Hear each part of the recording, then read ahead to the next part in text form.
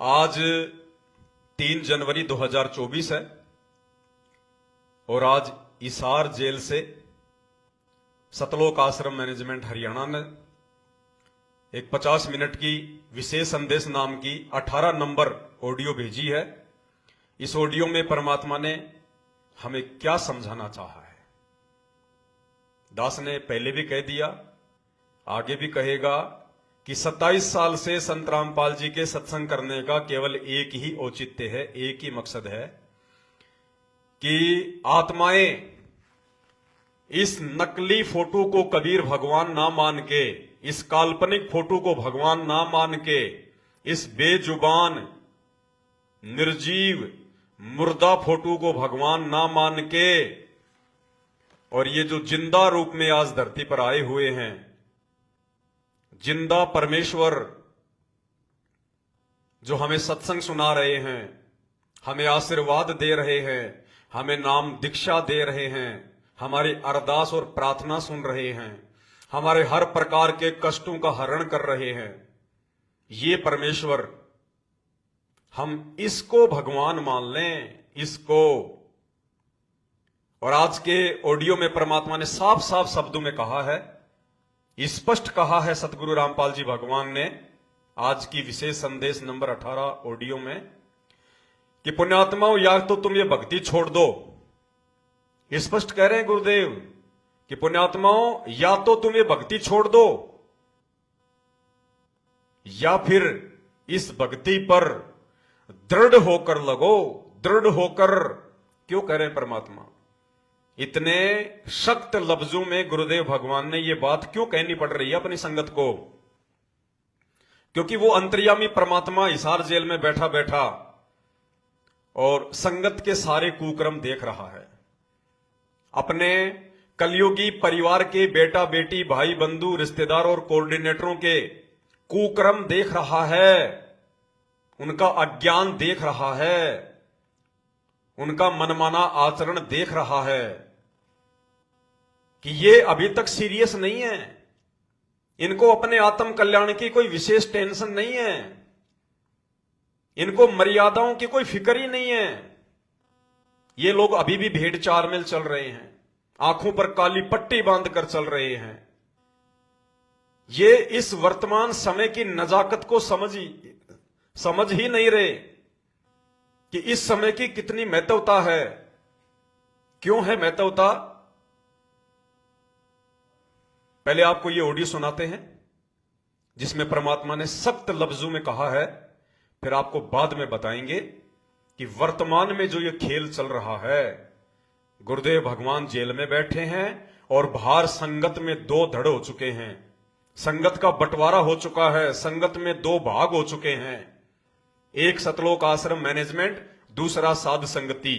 ये कितना बड़ा खेल चल रहा है और क्यों चल रहा है, पहले सुनिए परमात्मा का ये आदेश जो आज की ऑडियो में उन्होंने दिया है। तो ये जो ज्ञान आपको सुनाया जा रहा है, ये हर पहलू पर आपको सतर्क किया जा रहा है। तो या तो इस भक्ति में छोड़ दो, रिया कति दृढ़ हो जाओ, कमर कस लो, अब का पीछा छुटवाना है।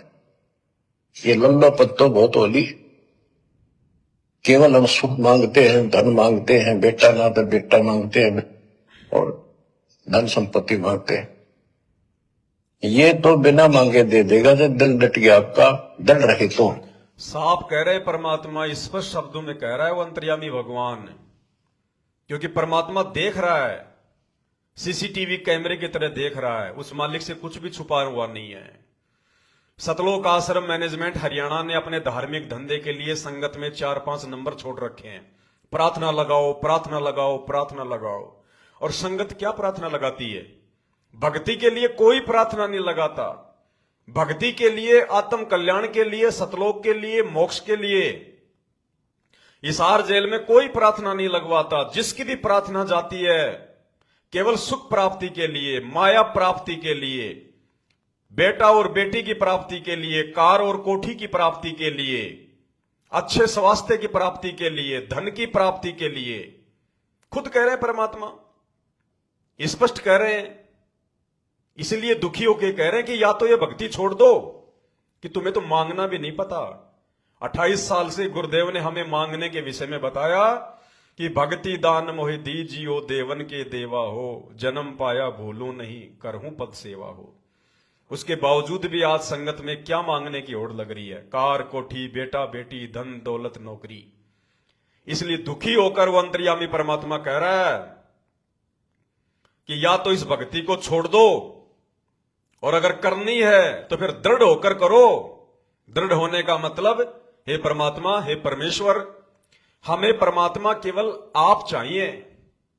मालिक, अगर आप मिल गए तो सब कुछ मिल जाएगा, सतलोक भी मिल जाएगा, सारे सुख भी मिल जाएंगे, सब कुछ मिल जाएगा। भगत को यदि ज्ञान है, भगत को यदि ये भगवान समझ में आ गया है, तो भगत कभी इस प्रकार की प्रार्थना अपने गुरुजी से लगाएगा नहीं कि मेरे जुकाम हो गई, मेरे बुखार हो गया, मेरा ऑपरेशन है गुरुजी दया करना है, गुरुजी मेरा छोरा इंटरव्यू दे के आ गया, उसकी नौकरी लग जाए, हे परमात्मा एक मकान बन गया दूसरा बन जाए, हे परमात्मा एक गाड़ी आ जाए। ये तो कूड़ा करकट मांग रहा भगत, कूड़ा करकट। इसलिए परमात्मा कह रहे हैं कि भक्ति करनी है तो दृढ़ होकर करो। कि यदि हम परमात्मा से भक्ति मांगेंगे, केवल भक्ति, तो भक्ति करवाने के लिए बाकी सुख सुविधा जो भी हमारे इस मन में जो डिमांड होती है, भले हम जुबान से ना कहें, लेकिन वो तो अंतर्यामी है, वो तो अंदर की जानता है कि भगत के अंदर में क्या खरपतवार है, इसके मन में क्या डिमांड है, क्या सोच है। वो अंतर्यामी परमात्मा मुख से बोले बिना अंदर चल रही उस डिमांड को भी पूरी करेगा, जिसने केवल परमात्मा से भक्ति मांगी। इसलिए मालिक कहते हैं, भक्ति दान मोहि दीजियो देवन के देवा हो, और जन्म पाया भूलूं नहीं करहूं पद सेवा हो। भाई और बहनों, ये कोई मजाक का समय नहीं चल रहा है। अरे हमारा भगवान, हमारा बाप, कभी 10 मिनट 5 मिनट रात को सोते समय अकेले रजाई में मुंह देख के कभी विचार किया करो। तुम तो ले के डबल डबल रजाई, अच्छे अच्छे मकान, और अपने घर पे सो रहे हो इस सर्दी के टाइम में। और इस समय हरियाणा में सबसे ज्यादा सर्दी पड़ती है हिसार में। और जेल की क्या हालत है, दास तो जेल में जाके आया है, हिसार की जेल में, मुझे पता है उनकी जेलों की क्या हालत है। जंगले वगैरह सब ऐसे खुले, और उस सीमेंट का बेड, और कितनी भयंकर वहां पे सर्दी। और वो हमारा बाप हमारे लिए, और जेल में भी उसको इतनी चिंता, उसको इतनी फिक्र कि हमारे लिए वहां से एक एक घंटे के सत्संग करके भेज रहा है, एक एक घंटे के संदेशे भेज रहा है, ताकि हम सो ना जाएं। तो परमात्मा जेल से भी हमारे को जो है वो प्रेरित कर रहा है कि मेरे बच्चों में कोई भूल ना पड़ जाए, उनकी भक्ति में थोड़ा बहुत, उनके विश्वास में थोड़ा बहुत कोई कच्चापन ना आ जाए। और फिर भी हम लोग सीरियस नहीं है। उस भगवान के द्वारा दिए गए ज्ञान का हम यूज ही नहीं कर रहे। हमारी आंखों के सामने कुकर्म किए जा रहे हैं, हमसे करवाए जा रहे हैं, गुरुदेव की मर्यादाएं जो है वो तोड़वाई जा रही हैं, हम लोग विचार ही नहीं कर रहे। कोई किसी से सवाल जवाब ही नहीं करता। अरे इतना डर किस काम का, इतनी कायरता किस काम की? तुम उस परमात्मा, उस समर्थ भगवान के बच्चे हो, जो गुरुदेव कहते हैं कि निर्विकार निर्भय तू ही, और सकल भयमान, और सब पर तेरी साहिबी, तुझ पर साहिब नाए। हम उस निर्विकार, निर्भय, निडर, बेपरवाह, अबंध सतगुरु रामपाल जी परमेश्वर जी के बच्चे हैं, उनके वचन के बच्चे हैं। भाई और बहनों, कम से कम सच को सच तो कहो। और अगर सच को सच कहने की विदुर की तरह हिम्मत नहीं है, तो कम से कम खुद तो बचो। खुद तो उन अज्ञानियों के उस अज्ञान में साथ ना दो, उन पाखंडियों के उस पाखंड में साथ ना दो, उनको पात्रों को ज्योति पाठ और दान का पैसा देके अपने कर्म और गुरुदेव भगवान को दुखी ना करो। ये अंतिम समय चल रहा है परमात्मा की लीला का। अब उनका मिशन, उनकी लीला धीरे धीरे समाप्ति की ओर है। 2024 लग चुकी है। ये प्राकृतिक तांडव का समय है। 1 जनवरी की रात को आपने देख लिया होगा जापान में किस प्रकार से 7.6 रिएक्टर का भूकंप आया। ये धरती दहलेगी। इस धरती पर किसी चीज का बोझ नहीं है। ये धरती हर प्रकार का वजन, हर प्रकार का बोझ सहन कर सकती है, लेकिन ये पाप कर्मों का बोझ सहन नहीं कर सकती। इस कदर पाप कर्म बढ़ चुके हैं धरती पर, अब ये फटेगी। और उस समय तुम्हारा क्या होगा, जो मर्यादाएं तोड़ के अपने आप को भगत समझे बैठे हैं। तो क्या कह रहे हैं परमात्मा कि अगर भक्ति करनी है तो दृढ़ता के साथ करो, अगर नहीं करनी है तो छोड़ दो। अर्थात दो नावों की सवारी करोगे तो टांग फटेगी, गुरु कुछ नहीं करेगा फिर उसमें। सुन लो ध्यान से।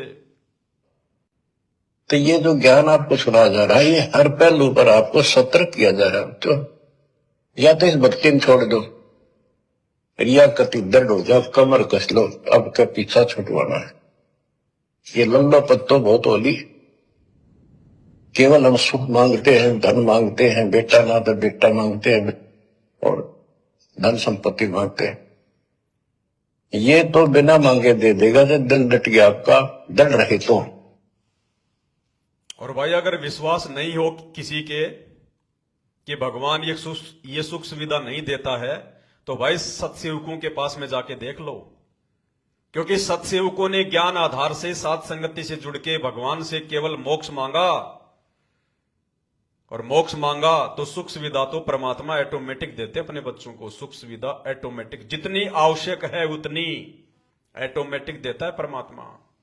आज अगर मानसिक तौर पर कोई सुखी है, केवल सत्सेवक है, केवल सत्सेवक। तो इन बातों पे हमने विचार करना पड़ेगा, और हमने अपने पिता परमेश्वर को पहचानना पड़ेगा।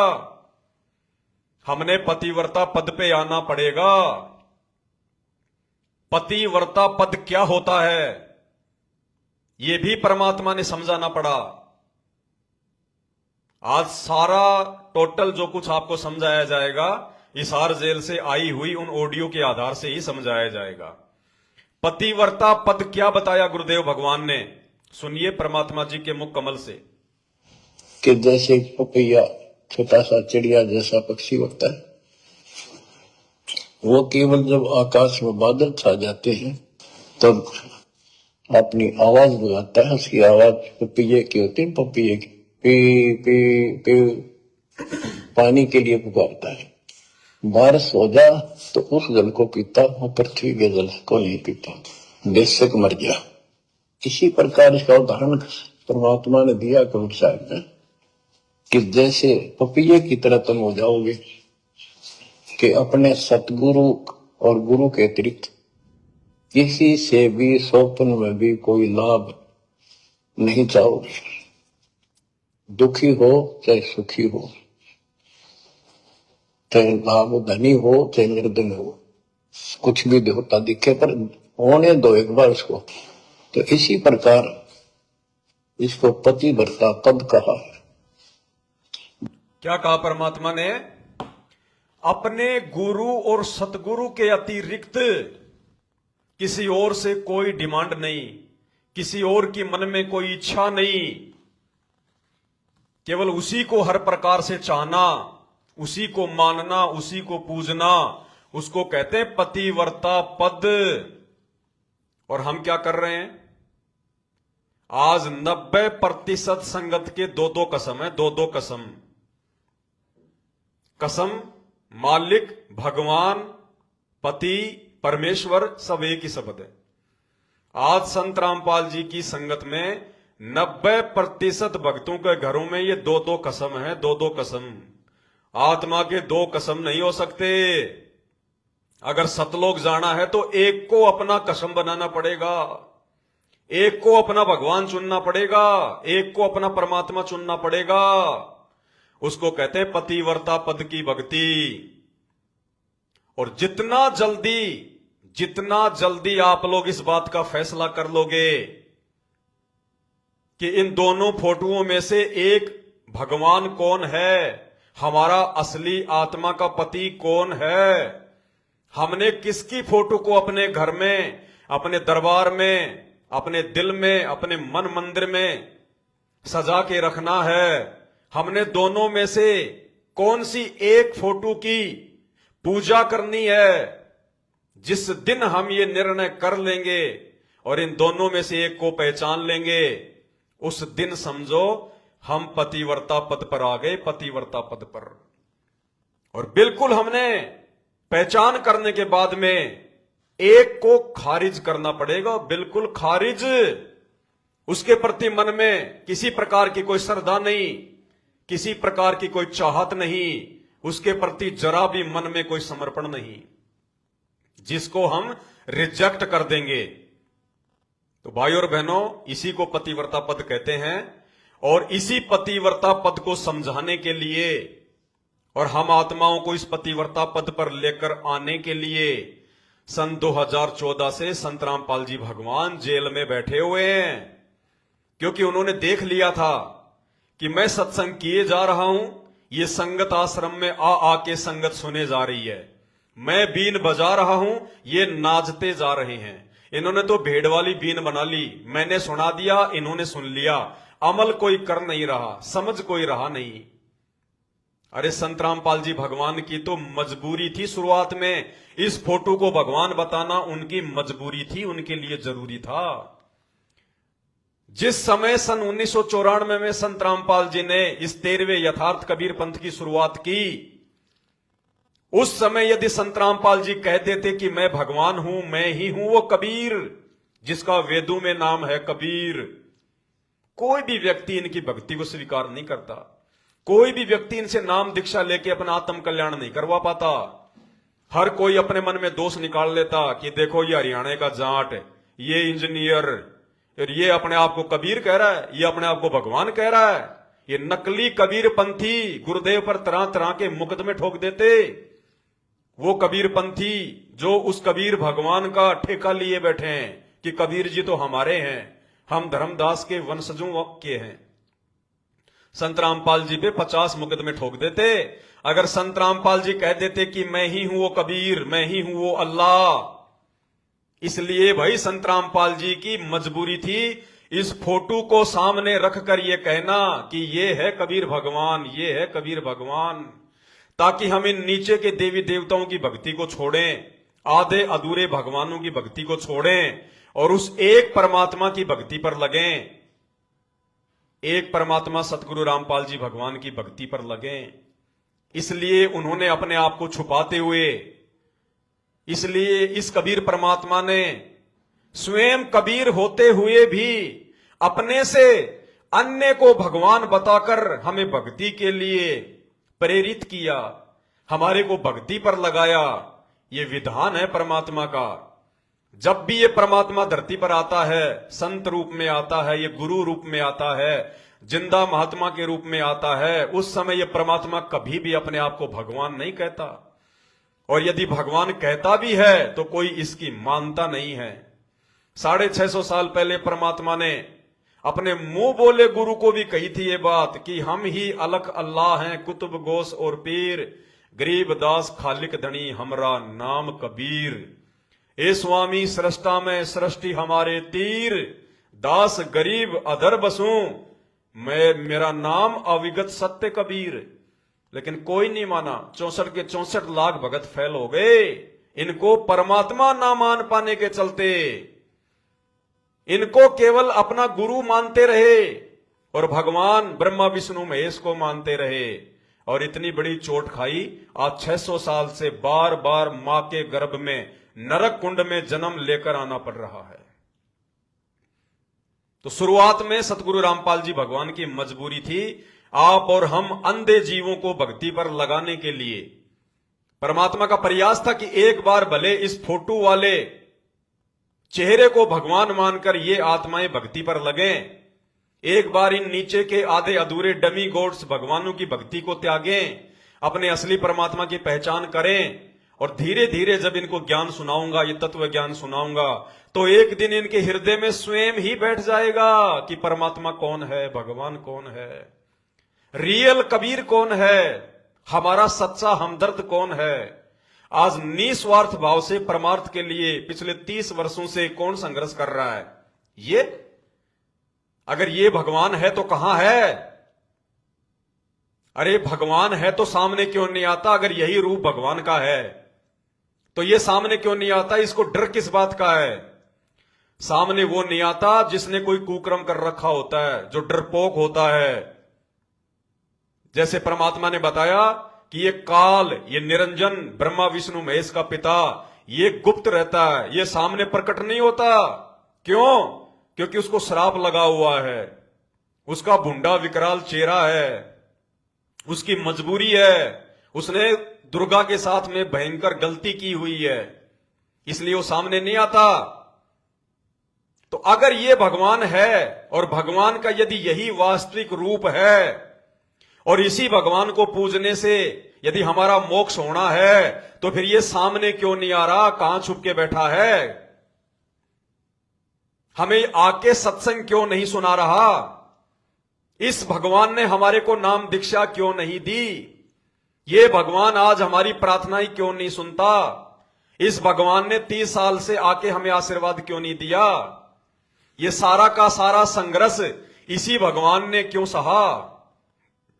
30 साल से दिन रात एक करके गांव गांव जाके इस भगवान ने दुनिया को क्यों समझाया? यही भगवान नाम दीक्षा क्यों दे रहा है सन 1994 से लेकर आज तक? इसी भगवान ने हमें दिन रात सत्संग क्यों सुनाए? यही भगवान निस्वार्थ भाव से परमार्थ के लिए हमारे लिए इतना संघर्ष क्यों कर रहा है? अगर ये भगवान है तो ये आके जेल में क्यों नहीं बैठा? यही जेल में क्यों बैठा है? आज हिसार जेल से सत्संग ये क्यों नहीं कर रहा? अगर ये भगवान है तो, अगर ये परमात्मा है तो, ये भगवान ना दिन देख रहा, ना रात देख रहा, ना जेल देख रहा, ना कुछ देख रहा, दिन रात हमारे लिए इतना संघर्ष क्यों कर रहा है? पहचानो भाई और बहनों अपने असली भगवान को, अपने असली बाप को, अपने असली परमात्मा को। और यदि पहचान हो जाए तो भाई और बहनों, उसके बाद में इस फोटो में हमारी जरा भी आस्था नहीं होनी चाहिए, रत्ती भर भी हमारी श्रद्धा नहीं होनी चाहिए, और जरा भी भय नहीं होना चाहिए कि कहीं हम इस फोटो को बाहर निकाल दें, दरबार से बाहर कर दें, घर से बाहर करते हैं, कहीं हमारे को नुकसान ना हो जाए, हमें कोई परेशानी ना हो जाए, भगवान नाराज ना हो जाए। अरे नहीं, ये भगवान नहीं है, ये केवल एक कागज का टुकड़ा है। ये रूप जो आप देख रहे हैं, इस मिलते जुलते रूप में कबीर परमात्मा 650 साल पहले अपने पुत्र जोगजीत के रूप में आए थे, जिस रूप को उस काल ने, शैतान ने मांग रखा है महात्माओं को भ्रमित करने के लिए। और जैसी फोटो हम देख रहे हैं, ये ऐसे नहीं थे।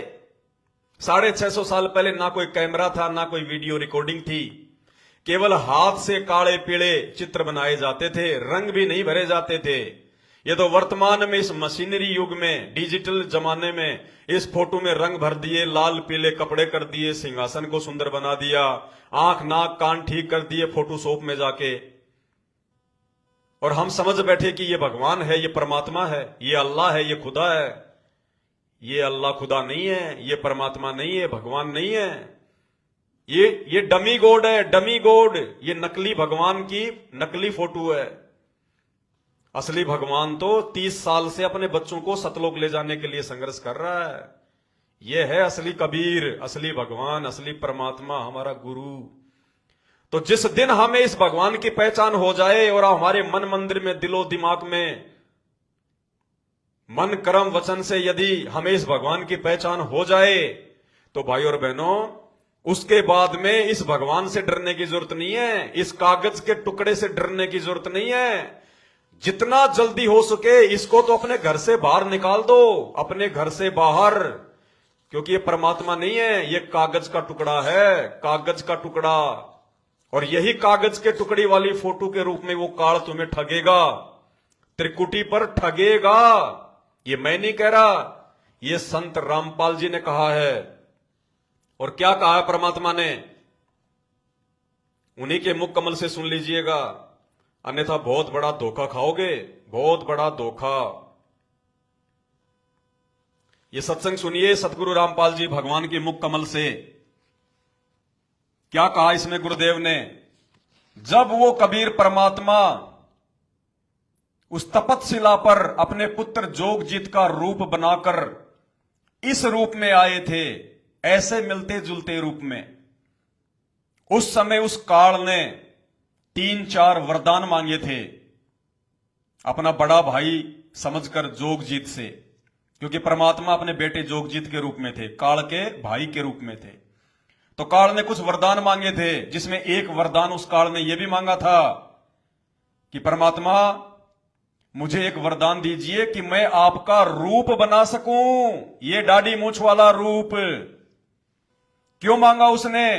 काल को पता था कि ये मेरा भाई जोगजीत नीचे जाएगा और ये गुरु बनकर अन्य जीव आत्माओं को ज्ञान देगा, सत्संग करेगा, और वो आत्माएं जोगजीत को अपना भगवान मानकर, अपना गुरु मानकर उसके ऊपर आश्रित हो जाएंगी। और यदि मैं जोगजीत से ये वाला रूप मांग लेता हूं कि मुझे वरदान दो कि मैं भी आपका रूप बना सकूं, तो मैं कभी भी ये जोगजीत वाला रूप बनाकर, ये दाढ़ी मूंछ वाला रूप बनाकर उन आत्माओं को ठग लूंगा, क्योंकि वो आत्मा समझेंगे कि ये हमारे भगवान है, ये हमारे गुरु जी हैं। इसलिए परमात्मा का ये सत्संग ध्यान से सुनो, काल ने ये रूप मांग रखा है। वचन भर लिया अकबर लियो भाई। न्यो बोला जी कि चारों युगों में 3 युगा में जीव थोड़े ले जाना, सतयुग, त्रेता और द्वापर, और चौथा युग जब आवे कलयुग कितने ले जाइयो। न्यो बोला वो बड़ी अड़ाई तन तया। अच्छा भाई कोई बात नहीं। दूसरा ये है कि मैं आपका रूप बना सकूं, मैंने ये आज्ञा दे दो। अब बना लिए, तेरे रूप तक की आंट लगेगी। मेरे अंश के पास जिस पास नाम होगा तेरा रूप रह ही नहीं सकता उसके आगे। तो फिर और एक और कहा कि आप जब जाओ ना मृतमंडल में, एक जगन्नाथ के मंदिर को बनवाइयो। तो आपने सुना परमात्मा सतगुरु रामपाल जी भगवान के मुख कमल से उस काल बलि ने, उस शैतान ने, उस निरंजन ने ये दाढ़ी मूंछ वाला रूप बनाने का वरदान मांगा हुआ है। और जब हम यहां से ये स्थूल शरीर छोड़कर सूक्ष्म शरीर में त्रिकुटी पर जाएंगे, उस समय वो पूरा प्रयास करेगा ये रूप बनाने का, ये रूप बनाकर हम भगत आत्माओं के सामने आने का, वही नौटंकी करेगा। और जिन जिन पुण्य आत्माओं ने आज इस धरती पर वर्तमान में जो हमारी ये परीक्षा हो रही है, रिहर्सल हो रही है, जिन जिन पुण्य आत्माओं ने आज भी सतगुरु रामपाल जी भगवान से इतना ज्ञान लेने के बाद भी, उनके इतने अथक प्रयासों और संघर्ष के बाद भी, जिन्होंने कुछ भी समझाने में कोई कमी नहीं छोड़ रखी कि वास्तव में भगवान कौन है, परमात्मा कौन है। और यदि वर्तमान में जो आत्माएं संत रामपाल जी को केवल अपना सतगुरु मानेंगी, अपना गुरु मानेंगी, और भगवान इस दाढ़ी मूंछ वाली फोटो को मानती रहेंगी, अपने दरबार में रखकर पूजती रहेंगी, इसके आगे दीपक जलाएंगी, आरती करेंगी, दंडवत करेंगी, और प्रतिवर्ष अपनी मूर्खता का परिचय देते हुए जून के महीने में उन फर्जी आश्रमों में जा जाकर इस दाढ़ी मूंछ वाले नकली कबीर को कबीर भगवान मानकर इनको भोग लगाती रहेंगी, इनके नाम पे पाठ प्रकाश करवाती रहेंगी, उन आत्माओं को त्रिकुटी पर वो काल ठगेगा। क्योंकि परमात्मा ने बताया जब तुम्हारा शरीर छूटेगा उस समय तुम्हें यह महसूस नहीं होगा कि तुम्हारा शरीर छूट गया और तुम मर गए। तुम्हें ऐसा लगेगा जैसे हम तो गुरुजी के सत्संग में जा रहे हैं, हम तो अपने भगत भाई बहनों से मिलने जा रहे हैं, वहां पे समागम है, सत्संग है। और वो काल इस रूप में ठग लेगा, जैसे आज यहां इन आश्रमों में ठग रहा है। धीरे धीरे तुम आत्माओं को इस फोटो के ऊपर वो दृढ़ कर रहा है। इन आश्रमों में जून के महीने में या वैसे भी इन आश्रमों में ये फोटो आपको बहुत मिलेगी। जहां पे दान पेटी लगी है वहां भी ये फोटो मिलेगी, जहां पे तुम दंडवत करते हो वहां भी ये फोटो मिलेगी, ऊपर सिंहासन जहां बना रखा है वहां भी आपको ये फोटो मिलेगी। उन आश्रमों में जगह जगह ये फोटो मिलेगी। और संत रामपाल जी को इस फोटो के चरणों में बैठा रखा होता है। अरे जो रियल कबीर है, जो जिंदा कबीर है, जो असली भगवान है, जो मुक्ति दाता है, जो तारणहार है, उसको इस नकली कागज के टुकड़े के पैरों में बैठा के रखा जाता है। इसलिए आदरणीय गरीबदास जी महाराज जी ने कहा कि गुरु मानुष कर जानते, कि गुरु जी को खाली एक मानुष मानेंगे, मां के गर्भ से जन्म लिया हुआ एक व्यक्ति मानेंगे, जीव मानेंगे। कहते हैं गुरु मानुष कर जानते, और गुरु मानुष मानने का सबसे बड़ा प्रमाण यही है, जब तक आपकी आस्था इस फोटो में है, जब तक आपकी आस्था इस फोटो में है, जब तक आपके घर पर, आपके दरबार में ये फोटो है, जब तक आपके घर में ये फोटो रहेगी, तब तक आप संत रामपाल जी को मानुष मान रहे हैं। मानुष जीव, क्योंकि भगवान एक होता है, दो नहीं हो सकते। तो आदरणीय गरीबदास जी ने ऐसे मूर्ख प्राणियों के लिए, ऐसे आधे अधूरे कच्चे भक्तों के लिए अपनी वाणी में कहा है, हमें चेताया है। और संत रामपाल जी भगवान ने आदरणीय गरीबदास जी महाराज जी के सदग्रंथ साहिब से, जिसमें 24,000 वाणियां हैं, उनमें से चुन चुन के हमारे लिए 200-250 वाणियां नित्य नियम, असुर निकंदन रमैणी और संध्या आरती के रूप में एक भक्ति बोध नाम की पुस्तक में डाल दी। यानी ये विशेष वाणियां हैं, हमारे काम की वाणियां हैं। और नित्य नियम में हमें रोज पढ़ाते हैं गुरुदेव, हम रोज पढ़ते हैं। क्या पढ़ते हैं? गुरु मानुष कर जानते, वो नर कहिए अंध, कि जो अपने गुरु जी को मानुष मानेंगे, अर्थात जब तक इस फोटो को भगवान मानेंगे, जब तक इसका हम प्रकट दिवस मनाएंगे, जब तक ये फोटो हमारे दरबार में और घर में रहेंगी, तब तक हम गुरु को क्या मानेंगे? मानुष। क्योंकि भाई परमात्मा कहते हैं कि पीना चावे प्रेम रस और राख्या चावे मान, एक म्यान में दो तलवार देखी सुनी न कान। एक म्यान में दो तलवार नहीं समा सकती, चाहे कोई कितना भी प्रयास कर ले। तो जब तक हम इस फोटो को भगवान मानेंगे, तब तक ये ऑटोमेटिक सिद्ध हो जाएगा, सिद्ध होता है कि हम संत रामपाल जी को मानुष मान रहे हैं। चाहे हम कितनी भक्ति कर लें, कितनी पूजा कर लें, कितना उन आश्रमों में सफाई कर लें, कितना दान धर्म कर लें, जब तक ये फोटो आपके घर में, आपके दिल में, आपके दरबार में, आपकी दीवारों पे है, तब तक संत रामपाल जी आपके लिए मानुष हैं। भले आप इन्हें गुरुजी कहते हो, परमात्मा कहते हो, अवतार कहते हो, भगवान कहते हो, क्योंकि जुबान से अपने गुरु को भगवान कहने से बात नहीं बनेगी। जुबान से झूठे नारे लगाने से सतगुरु रामपाल जी भगवान की जय, बंदी छोड़ सतगुरु रामपाल जी भगवान की जय, खाली जुबान से भोंकने से बात नहीं बनेगी। संत रामपाल जी को हृदय से परमात्मा मानना पड़ेगा, तब बात बनेगी। तो कहते हैं गुरु मानुष कर जानते, वो नर कहिए अंध, ओवे दुखी संसार में फिर आगे यम के फंद। और क्या बताया? कबीरा ते नर अंध हैं। गरीबदास परमात्मा कहते हैं कबीरा ते नर अंध हैं, वो भगत, वो व्यक्ति अंधे हैं, मूर्ख हैं, जाहिल हैं, वो गवार हैं। कबीरा ते नर अंध हैं, जो गुरु को कहते और, गुरु को कहते और का मतलब वाणियों पे ध्यान देना भाई और बहनों, शब्दों पे ध्यान देना। कबीरा ते नर अंध हैं, जो गुरु को कहते और आगे क्या बताया मालिक ने? कबीरा ते नर अंध हैं, जो गुरु को कहते और। अरे हरि के रूठे ठोर है, जिसको तुम हरि मान रहे हो, भगवान मान रहे हो ना, ये अगर रूस भी जाएगा, रूठ भी जाएगा, नाराज भी हो जाएगा, तो भी जीव का ठोर ठिकाना है। गुरु रूठे नहीं ठोर। और गुरु कैसे रूठेगा? गुरु कब रूठेगा? जब तुम एक म्यान में जबरदस्ती दो तलवार फंसाने का प्रयास करोगे। तो कहते कबीरा ते नर अंध हैं, जो गुरु को कहते और, अर्थात गुरु को कहते और का मतलब है गुरु को भगवान ना मानना। अरे भगवान तो ये कबीर जी हैं, ये दाढ़ी मूंछ वाले भगवान हैं। इस फोटो को भगवान मानने का मतलब है संत रामपाल जी को और मानना। और का मतलब होता है दूसरा, अन्य। जो गुरु को कहते और, कि भगवान तो ये, और गुरु जी कौन है? और हैं, अन्य हैं गुरु जी। तो ये तो खाली हमारे गुरु जी हैं, ये तो कबीर जी के अवतार हैं, ये तो उनके भेजे हुए दास हैं। उसको कहते हैं, गुरु को कहते और, कि गुरु को कोई दूसरा बता रहे हैं, और भगवान किसको मान रहे हैं? इसको। कबीरा ते नर अंध हैं, जो गुरु को कहते और। भाई इस नकली कबीर भगवान के रूठे ठोर हैं, इस असली कबीर भगवान के रूठे नहीं ठोर।